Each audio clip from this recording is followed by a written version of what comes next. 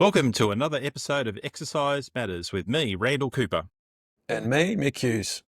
Support for today's podcast comes from Premax Performance Skincare. If you're active, you focus on strength, endurance, and recovery. But what about your skin? Sweat, friction, and the elements take a toll. That's where Premax comes in. High-performance skincare made for high-performance people. From recovery creams to anti-chafe balms, massage creams to exercise-specific barrier creams, we help your skin go the distance. Keep your skin as fit as your body with Premax. Available now at premax.co. And support for today's episode also comes from Learn.Physio. Health professionals, are you staying ahead of the game? Learn.Physio brings you cutting-edge education from world-class experts in sports and musculoskeletal medicine. Online courses, hands-on practicals, and expert resources, all backed by the latest evidence and designed to keep you fit and fitted into your busy schedule. To be your best, learn from the best. Get started today at Learn.Physio. Mate, it's another day and another slip of the tongue, but it's good to be back. It is good to be back.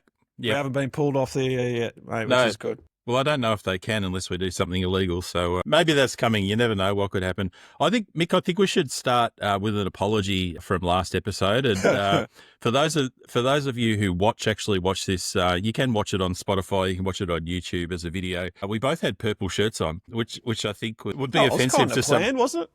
Well, it's like we're two girls kind of rock up to the ball in the same dress. I know, how embarrassing. Yeah. I was thinking maybe we should make purple the colour of the podcast, but it's blue.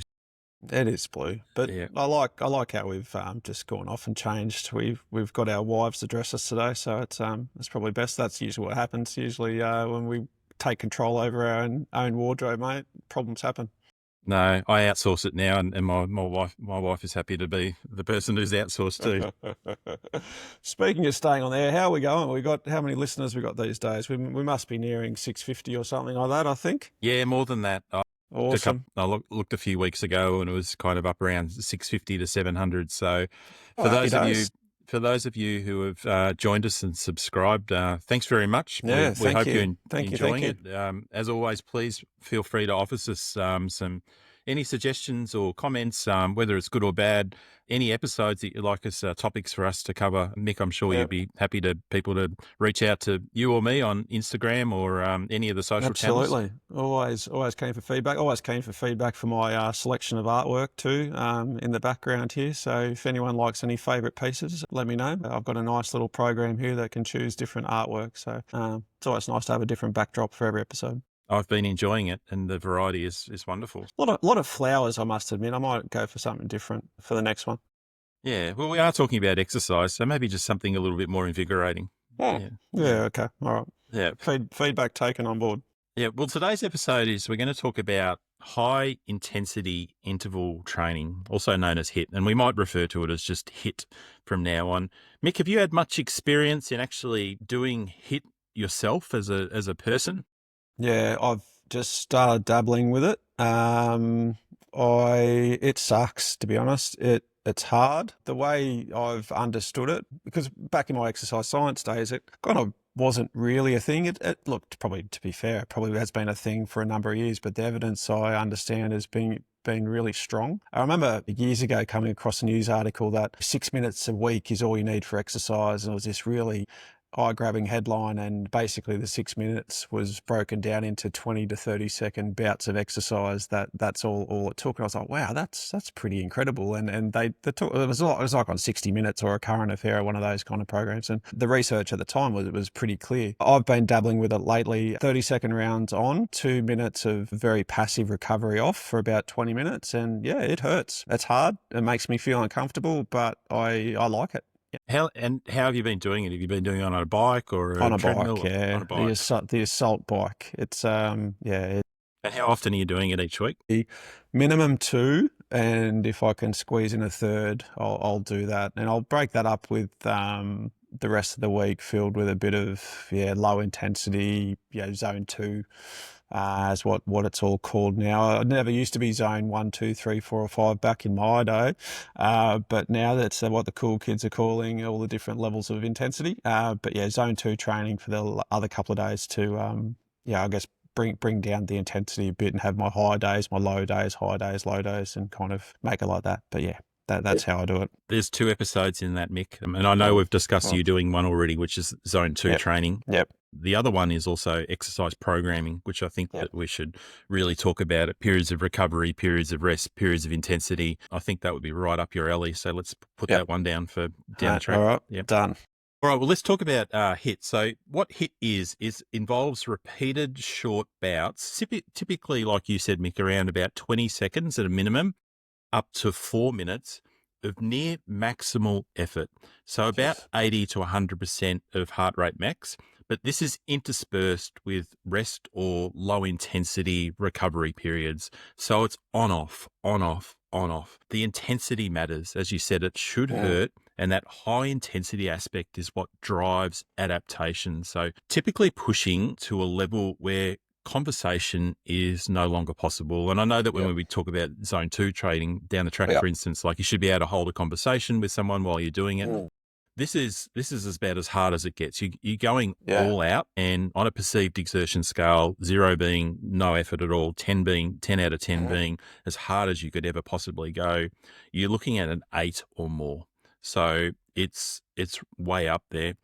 The sessions for HIIT typically last somewhere between about 10 and 30 minutes, but it can be as little as 4 to 7 minutes of actual work. And there's research, and I'll go through this today, that it has benefits for cardiovascular fitness, metabolism, and also muscle efficiency as well. And I'm going to talk about the Tabata study in a moment, but some of these studies have shown that basically you can get meaningful benefits compared to long, steady state endurance sessions in as little as 4 minutes a few times a week. It's just unbelievable, isn't it? Yeah. No, it's fascinating. And like, in your background work, was there a moment in time where people just latched onto this idea? It was just like, oh, this is a game changer. For me, it definitely has fueled my ability to do things for longer. It's helped with my body composition really nicely. My fitness levels, I feel like, I can, sustain things longer, I assume. And have you been? What have you done with it in the past? Have you used it to your advantages as well? I haven't done it often in its purest form. I have at times, and I'm a swimmer, so we'll do hard intensity efforts at times, and I will occasionally do it on the bike also. But I must admit that I don't do it in the pure form. We're going to talk about Tabata study and a couple of other studies as well. Yeah, and that's something I want to clarify. But your question about has it been around for a while, I think is really good. Interval training has been around for over 100 years. Yeah, right. I mean, Zatopek and Fartlek, those runners out of Sweden, back between the 1910s and 1930s, really revolutionized running by kind of doing interval type training, and they noticed that they got performance gains in those runners. Even Sebastian Coe, like when he won all these gold medals and broke those world records back in the 60s, like he put a lot of it down to kind of like training at interval and not just steady state runs like a lot of the people did at that stage. Because that's what I'm familiar with, is that term fartlek training. Like, that's going through exercise science in the early 2000s and even learning it at high school in PE, like fartlek training was the kind of the term. But as we probably know it, it's more of a general description now, being high intensity interval training. And it's just, I guess, packaged up in a different. Yeah, and I think it was very much like we spoke about it in last episode when we were talking about creatine, how creatine really was kind of born in the gym for people who are looking at muscle gains, and it's had wider adaptations and evidence behind it to show that it's just got great health effects in a number of levels. And the same's kind of happened with HIIT. But the big turning point was in 1996, and there's a very famous Japanese sports scientist called Izumi Tabata, and he published a study. He did a study on. He was part of the sports science team for the Japanese speed skating Olympic team, Right. and he did a short study on cycling intervals. And I'll talk about the study in a bit more depth in a moment. What he showed was that a HIIT program of 4 minutes was as beneficial to your VO2 max in your aerobic condition as doing 60 minutes of moderate intensity training. So I'll talk about that study in a minute. And in that instance in 1996 and that study, high level sport started to change. And I think that that's where particularly a lot of these people were looking for bang for buck, cycling, speed skaters, running to a certain extent, started to integrate some of this high intensity interval training into their training. But where the mainstream breakthrough really came in 2012, and I think this is what you're alluding to before, when both the New York Times and also there was a documentary on the BBC with the late and great Michael Mosley, if you remember him, where they spoke about the benefits of HIIT and brought it to the masses at that stage. And at that point, then HIIT started to just go in every direction, and CrossFit kind of went crazy, from mid-2000s onwards. 5 clearly was a massive hit as well. Yep. So they're adaptations and progressions of this original Tabata study, but Tabata was the one that really kind of kicked it off for the modern breakthrough. Yeah, it's nice to hear the historical perspective because, you wonder, when I would go to the gym in the late 90s and through the early 2000s, there weren't, there were gym classes around. There were, strength classes, body combat, body pump, body attack. There were those kind of classes. But now, they're the different names we call our classes now, but at the core of its programming is that high intensity program. And I sit back when I'm lifting my weights in the gym, I'm watching some of the classes that are going on around me, and it's all like work for, good 20, 30 seconds of hard work, and then, passive recovery for a minute. That's such a common feature we'll see in most gyms these days. Yeah, no, that's right. So let's talk about the study. It was a study that was published in 96 in the Medicine and Science in Sports and Exercise Journal. The title of it was Effects of Moderate Intensity Endurance and High Intensity Intermittent Training on Anaerobic Capacity and VO2 max. So it's lot of big words in there, but basically it was they had 14 athletes from the Japanese speed skating team, as I suggested, and they split them into 2 groups. Group 1 was termed the moderate intensity training group. And what they did for 5 days a week for 6 weeks was they did 60 minutes of steady state cycling, an hour on the bike, 70% of VO2 max. So moderate, as the name suggests, it was moderate intensity aerobic training. So again, they probably just struggle to kind of have a conversation, but they'd probably be able to talk while they're doing it. And that was compared with what's called the Tabata protocol, and that is 7 or 8 rounds of 20 seconds of all-out cycling and then 10 seconds rest. So if you think about 8 lots of 30 seconds, basically it's 4 minutes. But with that all-out cycling, they were instructed and told to go at 170% of their VO2 max. So what does that mean? So for those who have done a VO2 max test before or know what it is, basically you'll get on like a treadmill or a bike, for instance, and you'll keep going up in intensity or wattage until you get to the point that your body switches from an aerobic state to an anaerobic state, and you can't hold that kind of wattage or that intensity for any longer.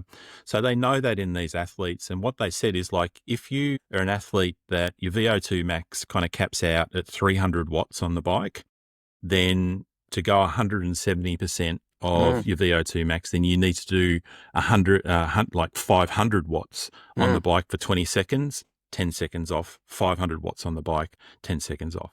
So it's super,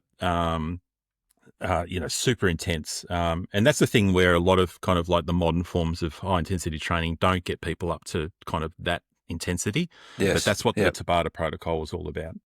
So they did that for 4 minutes. They did that also 5 times a day and for 6 weeks. So you'd think that on the 5 times a week, not 5 times a day. 5 times a week for 6 weeks. Yeah. Sorry. Thanks for clarifying. We're making mistakes left, right, and centre here, Mick. But luckily, we've got each other. Otherwise, it would be the fake news. I was about to say we've just created a whole lot of injuries that will benefit us. But no, 5 times a week. Ambulance chasers. That's what we are. Oh my Lord. Okay. So they measured aerobic fitness via VO2 max, and they also measured anaerobic capacity. I won't go into the details of how they did this. So what were the takeaways from this study? The first was that the HIIT group improved both aerobic and anaerobic fitness. Their VO2 max increased by 14%, and their anaerobic capacity increased by 28%. So this group that only did 4 minutes of work 5 times a week for 6 weeks in an anaerobic capacity or anaerobic state actually improved their VO2 max, which is great. The moderate intensity group also improved their VO2 max, but only by 10%. So Yeah. the HIIT group had more of a change in their VO2 max than what the moderate intensity group. And no surprises to see that there was no change in anaerobic capacity for the moderate Yep. intensity Yep. group either. So despite drastically shorter sessions, 4 minutes versus 60 minutes, the Tabata protocol or the Tabata group matched or outperformed the endurance group in a number of key fitness markers. So this was the study that really kind of sparked it all off, and that ultra short, hard, high intensity workout was something that caught on really quickly, and you can see why. That's so impressive. For people that are busy, I always just think about, like now being a busy dad, busy parent, very busy husband, physio, like, yeah, that 4 minutes of work, it's got so much bang for buck, right? Compared to people who just can't find an hour. It's nice to have that hour long walks, that slow to moderate pace walk where, and you need that. You need that every week. It's hard to sort of sustain this really high intensity effort. But gosh, that's for time perspective and bang for buck to be out in front by a mile, by almost 3 times the benefit. It's a 10% versus nearly 30%, like 3 times the 14% versus 10%. Oh my gosh. Yeah. Yeah. So beneficial by far and away, less time, like unbelievable. But remember, these were elite athletes. These were guys at the top of the tree. I think speed skating in Japan at the time was taken very seriously. So Yep. you've got people who have got an enormous base to start with. Yeah. And then the protocols obviously improve them further compared to the baseline. Yeah, it's impressive. Yeah. But it makes sense, right? Like, if you're an athlete and you're involved in speed skating where the object of the goal is to go from point A to point B as fast as you can, like, why would you want to just be in a moderate zone for an hour? Like, that's not the goal of the activity. So it makes sense that you do this all out training and smash it out and go hard and hell for leather for that period of time. So it's fascinating to see that play out, but how it's now adopted into the general population, it's really cool. Yeah, and you make a really good point because I don't think there was really any criticisms of the study. It was a small study, obviously. There's only 14 people in it, but I suppose the musings about the study was that it was just elite athletes. And like you mentioned, did it apply to everyday people, and could everyday people do this exercise to get that bang for buck and that efficiency in a busy lifestyle? And this is where Martin Gibala kind of comes into the equation. So Martin is a researcher still at Master University over in Canada. And if Tabata was the guy who lit the fire under HIIT, then Gabala fanned the flames with his practical science. So he was the one who really started to look at and gravitate, and he's done a number of studies, like dozens of studies on this, and moved it more into the mainstream. He does have a very key paper that's got thousands and thousands of citations. It was back in 2006, and he altered the training protocol just a little bit.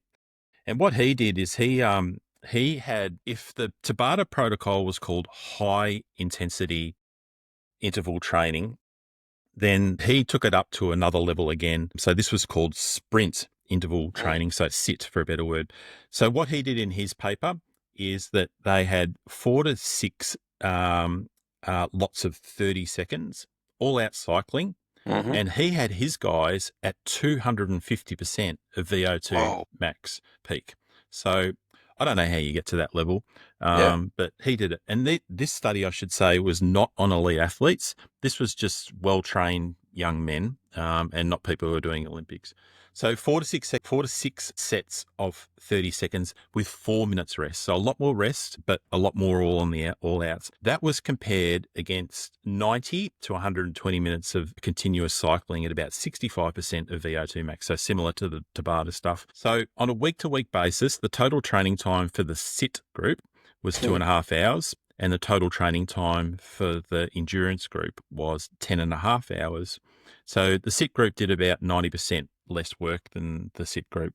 What they found was very similar stuff. Performance gains, both groups improved time trial performance on the bike, but there was increased muscle oxidative capacity in the SIT group. Muscle buffering was improved. Muscle glycogen content was increased. Molecular signaling increased. And the massive takeaway, though, was that essentially you're getting the same fitness gains at a 20-minute program versus doing a 90-minute program in fit young men. So this was the leap where it went from being elite athletes to everyday kind of people who wanted to participate in health and fitness stuff, to say that basically you could get it's proven that you can get that bang for buck if you're doing this HIIT style kind of training. It was a significant shift, and this is the thing that kind of brought it into the mainstream and why it's so popular today. Gabala at that point kind of realized that doing either 170% or 250% of your VO2 max was still pretty intense for most people. So then his research over the next few years really started to look at kind of softening the intensity down slightly and doing like 60% at 90% of your heart rate, your maximum heart rate, for instance. So it was more safe. It was more practical for everyday people. And I think that's what most people kind of have done today. And I'm not going to go through study by study because I think I've highlighted the two real key ones kind of like of why this is so popular these days. But Gabala has since gone on and done research and shown that it can be effective for people with type 2 diabetes, heart disease, sedentary office workers, university students, older adults. So his work is really kind of pivotal in making HIIT a credible tool for population health, not just performance. And the outcome measures largely looking at VO2 max, because it's all well and good to be beneficial, but is it kind of looking at, VO2 max as the kind of the main outcome measure, or is it kind of quality of life, or what are the kind of overarching themes there? Generally, it's been this research has generally looked at aerobic performance. So it has been VO2 max. And I think that that's kind of the key, is to say that you can get significant cardiovascular, metabolic, and overall health benefits from doing this type of training. But I think that's a really important point, Mick, because like if anyone's kind of thinking about running a marathon, for instance, and saying, well, okay, I can do like it. I'm not going to do my 90-minute run, or I'm not going to build up to 35 Ks. I'm just going to do 25 minutes of HIIT, thinking that I'm going to run a great marathon. No one does that. You've got to train your muscles and your joint loadings and all the soft tissues and stress your cardiovascular system in a different way, obviously. But it has enormous upside for people like you and me, I suppose, who don't have 15 or 20 hours a week to kind of train for an Ironman. And we want those cardiovascular benefits, and we want really good bang for buck. So that's really kind of like that's key. And just like for what you said with the populations where they have now seen benefit, people with our populations with type 2 diabetes who have significant cardiovascular risk factors, being obese or, potentially, that obesity then leads to joint problems and, greater knock-on detriments to the overall health. The lack of time that is often used, not as an excuse, but as a barrier to performing exercise has now, I guess, that barrier has now all of a sudden become less of a hurdle to enter into. To do HIIT in its purest form is uncomfortable, and people who are, potentially unfit, untrained, a bit more sedentary, to all of a sudden say, "Oh, we're going to do HIIT," it hurts, and it's going to be uncomfortable, and it's going to be enough for them to not want to do it, because the delayed onset muscle soreness and the intensity is going to be quite uncomfortable. If we can somehow keep people motivated and sustain their efforts and keep them in a program that lasts at least 6 to 8 weeks and potentially longer, these long-lasting knock-on effects are going to be significant, and the time invested to get these benefits and these gains is going to be unbelievably worthwhile. It's been really interesting to hear how it's just gone from very athletic populations to now a global scale. Yeah, and I think that you got some good points there, Mick. The first one is that there are some dangers associated, and if you're untrained and then you're trying to go 200% of your VO2 max, just because you've decided to get fit and get off the couch. That's not great. So the American College of Sports Medicine suggests obviously getting a doctor's consult before starting any kind of HIIT regime. It also, HIIT has got the ability to rapidly increase your systolic blood pressure as well. So if anyone who has got issues with high blood pressure, then they probably need to get a medical exam before. And also there's also been some research which will interest you, Mick, I'm sure, that has that you can get injured from doing this kind of training as well. Knees, shoulders, ankles were most commonly involved, and particularly for those who are doing it like in a CrossFit kind of format and not just doing it on the bike, etc. Knee and ankle kind of sprains were very common as well. So safety is really key. The other point I'd make on your comment, Mick, is that you mentioned that doing it regularly is a challenge. Mm. And the recommendations is that you do it 2 or 3 times a week, and that's it. So sum total, you got to say, all right, I've literally got, maybe 7 or 8 minutes of really high, hard, intense exercise to do every week, but that's it. Yep. Get it over absolutely. and done with in 2 or 3 sessions, and you're getting an enormous benefit from it. Yeah, and that's my recommendations too, is, people that are considering it. I've got patients who are kind of at that sort of moderate to late stage OA level of symptoms in their knee. Yeah, they've been advised to exercise, potentially lose 5 to 10 kilos from their surgeon or their doctor. They're looking at exercise options. And these are some of the things we discuss, is that, HIIT's a great option. How we get that HIIT session per week often is either in the pool generally, or on a bike or on a rower or something like that. But we only limit it to start with 2 sessions a week to kind of wean them on to the program. And once they can clearly see that their body can cope and adapt and tolerate it, then we probably go as high as 3 sessions a week of HIIT, but we intersperse that week with, some long, slow, steady duration stuff. The other thing I'd like to mention too is, yes, there are some risks involved, but like I always sort of counter that.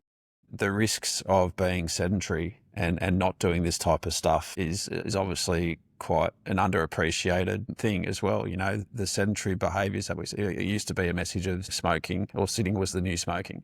That sedentary activity has got such a powerful effect and a negative effect on how the body functions. So being physically active certainly is beneficial. I guess how quickly you get to that intensity and how you do that each week just is something that just needs to be carefully considered. And that's why we always sort of close our statements with consult with a health professional before you start undertaking these type of programs. But that message you said there is really important, about seeing a doctor first for some clearance. Yeah, and Gabala has also gone on, and probably the most recent thing in the last few years is talk about micro hits, because we think about, like getting on the bike and having to get in your gym gear and put on runners, and he talks about kind of just doing little bits of high intensity stuff just during your day. Yeah. So some people have got, like even me, I've got a bike downstairs, and I know if I'm feeling a little bit flat, I'll go down and just do like 1 minute really hard to get my heart rate spiked and do it that way. But even in the office environment, you can just run up the 3 flights of stairs.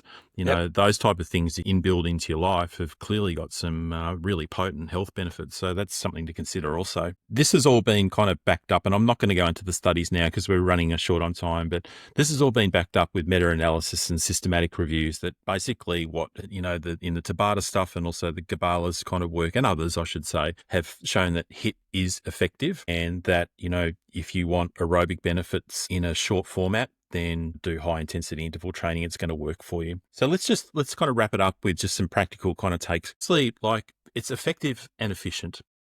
Just 10 or 20 minutes, 2 or 3 times a week is really what you should kind of do. I think for people who are just starting out, doing HIIT for the first time, progress into it. I would recommend, or the research I should say recommends, just starting off with kind of 80 to 85% of your maximum heart rate in clinical kind of groups, and ramp up at over a number of weeks, so you just don't kind of blow yourself up, too fast, too quickly.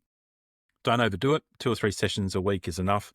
Like you mentioned, Mick, I think it's important to kind of keep it varied and engaging. Whether it's if people just love the bike and you do it on the bike all the time, that's great. But you can do it almost with any activity, whether it's the pool, jogging, stairs, different types of aerobic equipment in the gym. And I think it's also, just to wrap up between you and me, it's a great idea for the physios who are listening to use it as part of your rehab strategy. If you've got people who you really don't have a lot of joint load tolerance, whether they're injured or just sore tendons, for instance, you just know that they can't run for an hour, but they still want to maintain fitness, then integrating some of this interval training to maintain that cardiovascular fitness could be a great addition to any rehab program.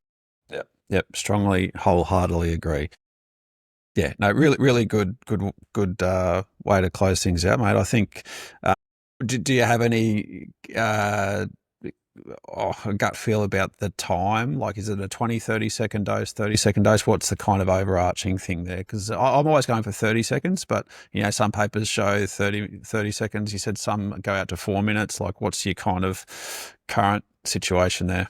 Well, I think that the way I've read the research is basically the shorter the time period, the harder you go. Yep. So if you are only going to do 20 or 30 seconds, then you're 11 out of 10 of effort. Whereas if you're kind of going for, let's say, 45 seconds up to 2 minutes or whatever, you just can't sustain that for that long. So I would say that, for people who are just getting going with it, start off less intense, longer time frames, and as time ticks on, you can start to bring it down and shorten the time and increase the intensity. Yep, nice one. Very good.